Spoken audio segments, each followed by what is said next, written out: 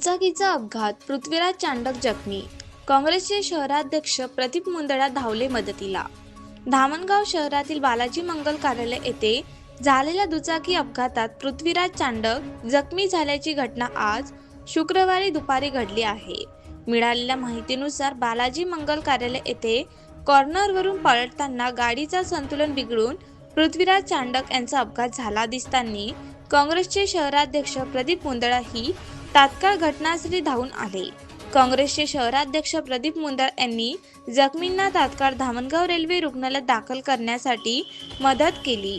नागरिकांशी संवाद साधत त्यांनी रस्ते सुरक्षेची काळजी घेण्याचे आवाहन काँग्रेसचे शहराध्यक्ष प्रदीप मुंदडा यांनी केले. वेळीच मिळालेल्या मदतीमुळे अपघातातील पृथ्वीराज चांडक यांचा प्राण वाचल्याची भावना नागरिकांमध्ये व्यक्त होत आहे.